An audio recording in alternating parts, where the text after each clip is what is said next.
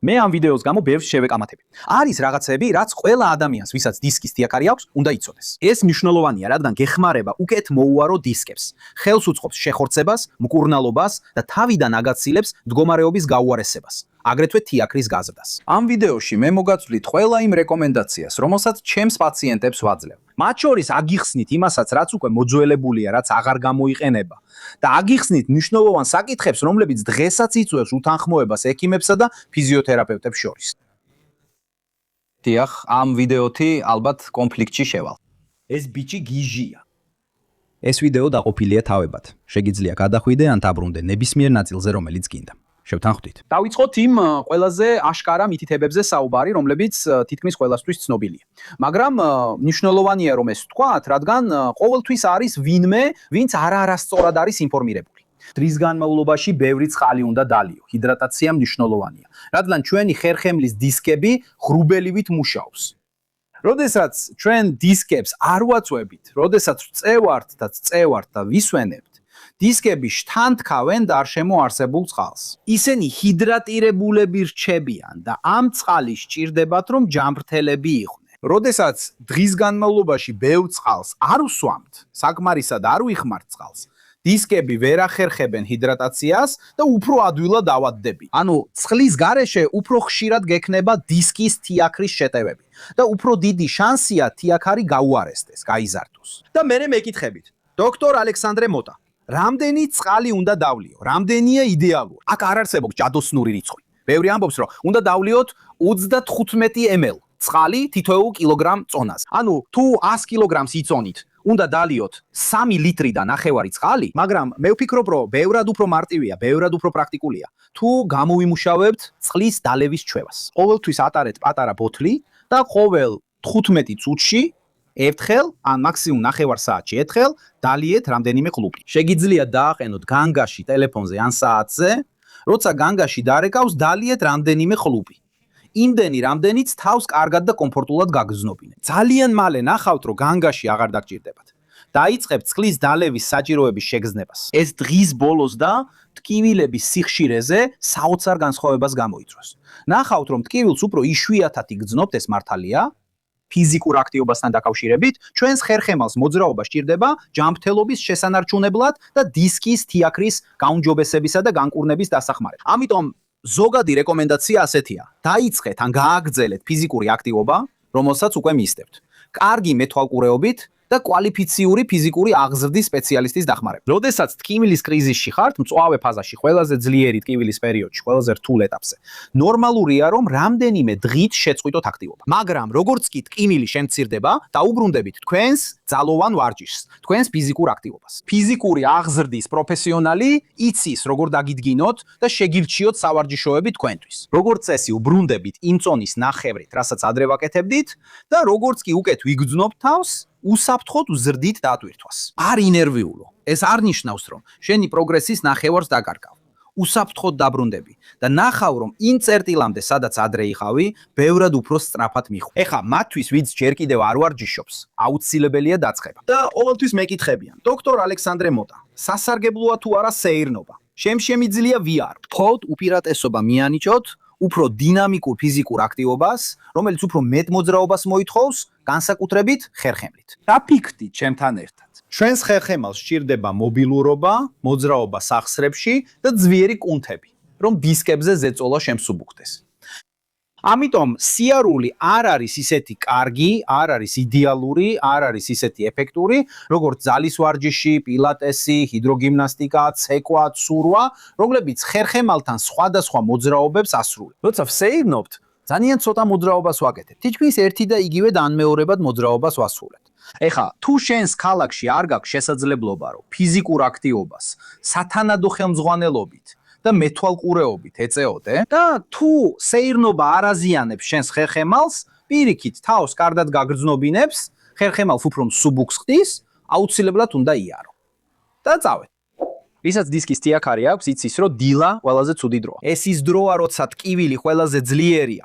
ეს ის დროა, როცა ხერხემალი უფრო მეტად იბლოკება. ეს ის დროა, როცა ხერხემლის დაზიანების შეგრძნება ძლიერდება. გახსოვს კითხარი, რომ დისკები ღრუბელივით მუშაობს, რომ ისინი წყალს იწოვენ, უფრო სავსეები ხდებიან, როცა ვწევართ, როცა ვისვენებთ. ამიტომ დილით, როცა ვიღვიძებთ, ეს ის დროა, როცა დისკი ყველაზე მაღალია, ყველაზე სავსე. ამიტომ ბევრად უფრო ადვილია, რომ მან დააწვეს უკვე გაღიზიანებულ ნერვს.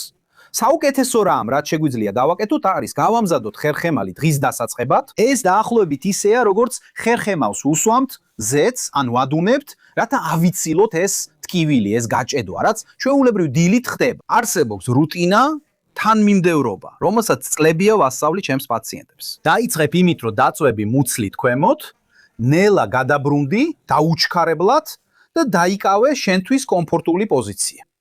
ამ პოზაში დარჩები 30 წამით და უფრო ნელა ისუნთქებ.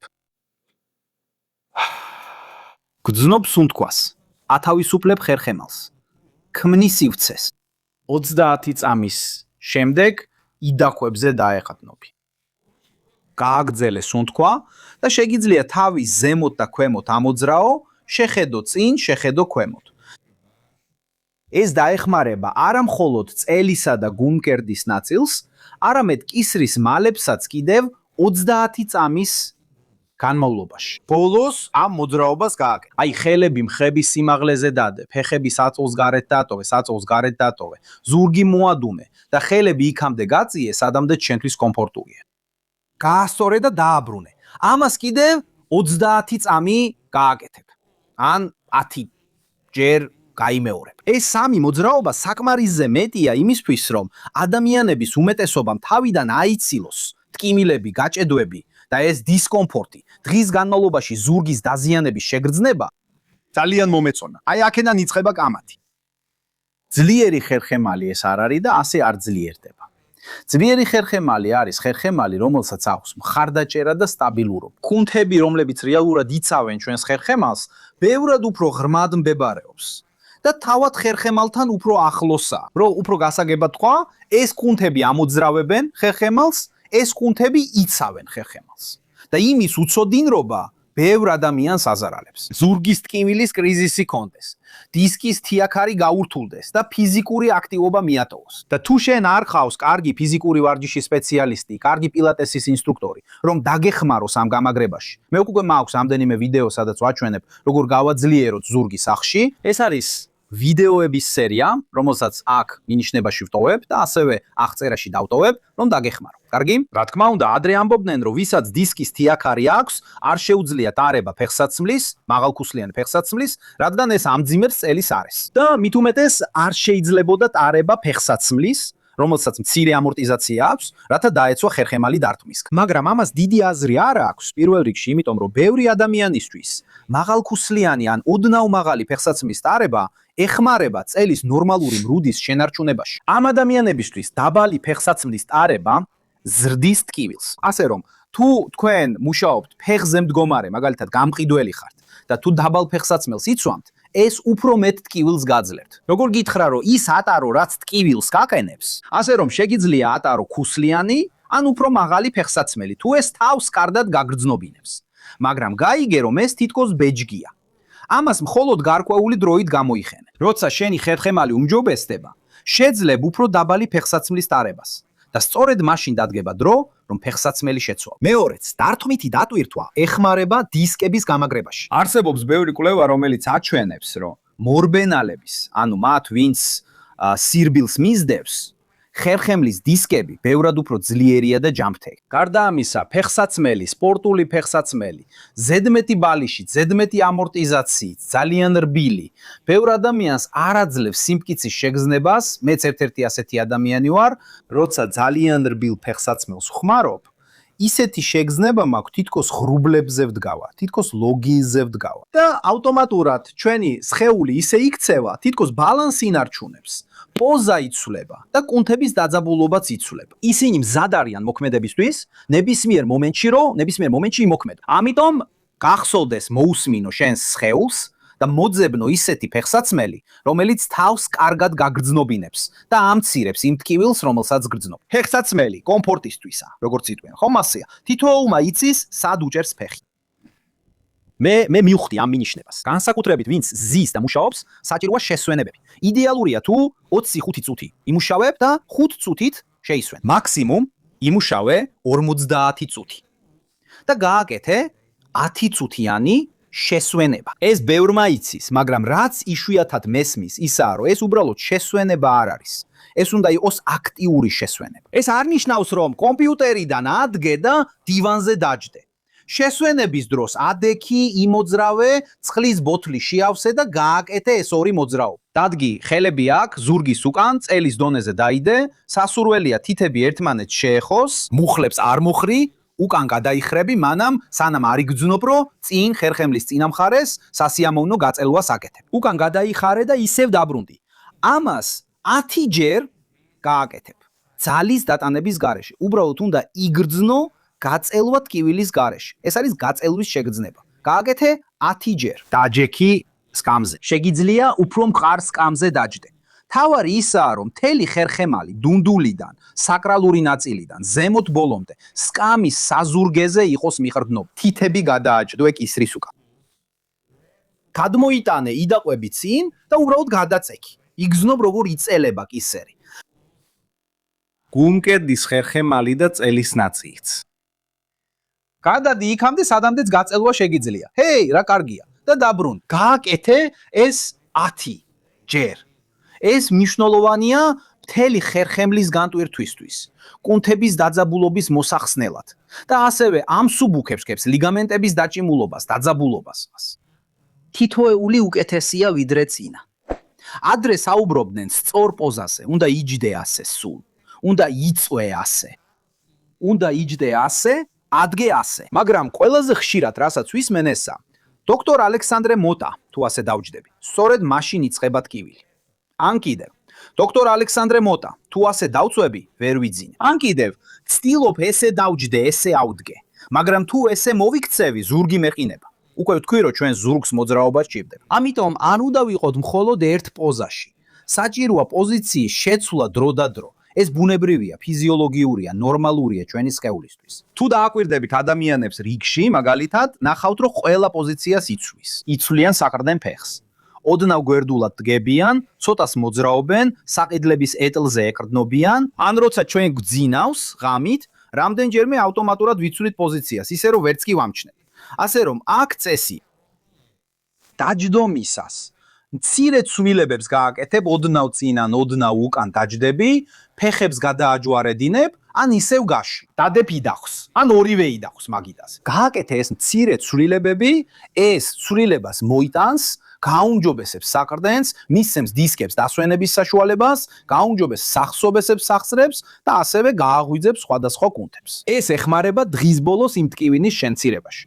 დაწოლის ან ადგომის დროს გააკეთე ისე, როგორც ნაკლებად გდგენს. თუნდაც გვერდზე გადაბრუნება, ფეხების გარეთ გადადგმა, ნელა დაჯდომა ხელების დახმარებით, ეს არის ის, რაც უმეტესობას ეხმარება. შეგიძლია მოარგო, შეცვალო რიგი და გააკეთო ისე, როგორც შენი სხეულისთვის უკეთესია და ნაკლებად გადგენს. ახლა უკვე გავიგე. კიდევ ერთი რამ, რასაც ბევრი არასწორად ასწავლის, ძილის პოზიცია. და ნახე, ძილის ხარისხი ძალიან მნიშვნელოვანია ჩვენი ხერხემლისთვის. ძილის დროს ხერხემალი ისვენებს, დისკები იკვებება, იჟღინთება და აღდგება. და სწორედ აქ ჩნდება ის მოძველებული რჩევები. უნდა დაიძინო ზურგზე, თავქვეშ ბალიშის გარეშე, ბალიში მუხლების ქვეშ, ან უნდა დაიძინო გვერდზე, თავქვეშ ბალიშით და კიდევ ერთი ბალიში მუხლებს შორის. ან კიდევ არ შეიძლება ჰამაკში ძილი, აუცილებლად საწოლში უნდა დაიძინო. ეს ყველაფერი მხოლოდ ხერხემლის პოზიციაზე იყო გათვლილი. თითქოს აუცილებლად უნდა გეძინინოს სწორი ხერხემ, მაგრამ პირველ რიგში ძილის დროს ჩვენ მოძრაობთ. ამიტომ ადამიანების აბსოლუტური უმრავლესობისთვის იმაზე ფიქრი, რა პოზაში ჩაგეძინება, უშედეგო ძალისხმევა. რადგან როცა დაიძინებ, პოზას მაინც შეიცვლი. მეორე, ჩვენთვის ყველაზე მნიშვნელოვანი ძილის ხარისხია. ჩვენი ხერხემლისთვის მთავარი სწორედ ძილის ხარისხია.